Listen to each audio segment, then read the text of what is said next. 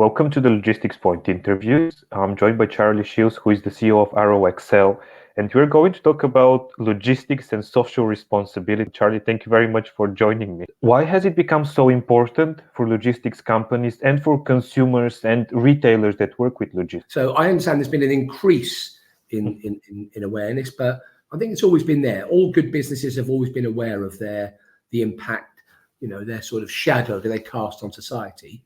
So I've always been aware of it, and always tried to help the businesses I work with, respond to that awareness and do the right thing. Has it become easier or harder over time? Because we've had so many crises in the last 5 years, COVID, in the UK specifically, Brexit, cost of living crisis.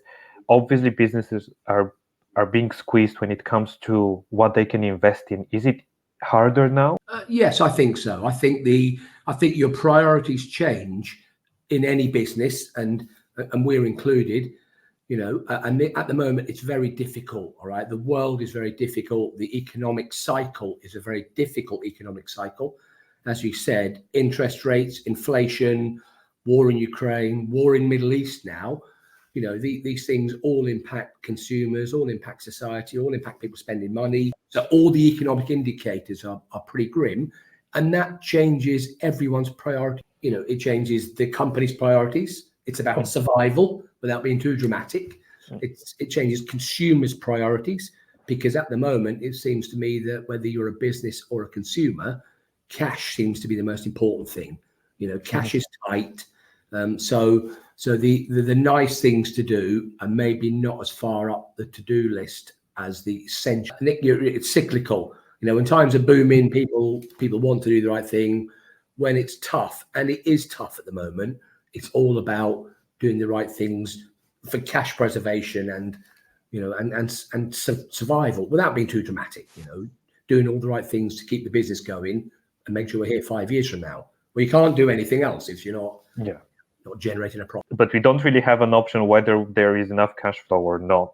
So how are companies, and how are you as a company and as a CEO of a large company responding to these two things that don't always come together? We tend to talk about the E and the S more than the G in ESG, and we're still talking about them. I've said how tough it is, and it is. We're not going to run off tomorrow and invest a huge amount of money in a risky social responsibility policy or strategic direction, because that's not the right thing to do at the moment. The right thing to do at the moment is we're sort of locked down. We're doing really well. We're quite busy, but it's doing the right things to make sure Arrow's here 1 year, 3 years, 5 years from now. How about engagement, both inside the company, but also with your customers, and also because you're also consumer facing as a delivery business? You have all of these stakeholders which inside your company, your customers or clients, and then their customers and their clients. How do you engage with all of them at the same time? So we have 95 clients that we trade with week in, week out. We reviewed our ESG agenda 2 years ago, and we decided to be better. What we wanted to be was to be the leader in our sector from an ESG point of view. So I went about a piece of work from asking our clients, what do they want? They know they want to be good. They know they want to do the right thing, but I worry about 95 different clients wanting data provided in 95 different ways, and I can't do that. So I'm producing a monthly report that says this is our energy use, this is our water use, this is our recycling rates. Some it's far further up their agenda than others. So so from a client point of view, they're all at different stages in their evolution in terms of their social responsibility agendas. And from the consumer point of view, it's an interesting question. It's one we wrestle with. A client who's asked us if we can give consumers choice of a 1 hour delivery window. Now, if we give consumers choice of a 1 hour delivery window, so Nick, you would order something from a retailer, you would say, I want it at 9 o'clock in the morning. At the moment, we decide when we deliver it, and that's efficient. If all of a sudden we start letting consumers choose, you and I could live on the same street, and you want your delivery at 9 in the morning, and I want my delivery at 4 in the afternoon. Well, that's not efficient, is it? So there's this contradiction with giving consumers a great delivery experience and having a lowest carbon footprint possible. And I think at some point we'll have to get into a dialogue with consumers to say, you know, this is, and some delivery companies do it already. This is how much carbon your delivery was. Because we also have the problem with people not being in. So you imagine I'm delivering a washing machine, I'm coming to your house, I tell you when I'm coming, I give you a 2-hour delivery window, and you're still not in. Well, I'm not being rude about consumers, but they don't realize that we've created double the amount of carbon to deliver your washing machine that we would have done had you have been available for the delivery. These are conversations, and this is a dialogue I think that we're going to have increasingly with consumers, but they're not my consumers, they're the retailer's consumer, aren't they? So, you know, we've got to tread carefully, and all we can try and nudge consumers and encourage consumers to do the right thing. And I think most will want to do the right thing. Most won't realize that, you know, a failed delivery doubles the carbon that you create whilst delivering a product. So, but again, at the moment, the way the economic cycle is, people tend to be consumed with cash, making sure that the business, you know, the main business metrics are in great shape. And here I think comes the question on who should lead this, because as you said, it's very tricky. I think it's a combination. I think the sensible approach would be, you know, would be for the retailer to have a real interest, and then most have, obviously, and for the logistics company to have an interest, which we have. It clearly sits with the board of directors. There's no doubt in my mind who owns social responsibility, the board of directors, but everyone's got a part to play. You know, it's sort of the finance team are the data people, the HR team look after our 1,200 colleagues. So everyone in Arrow will have a part to play in our social responsibility agenda.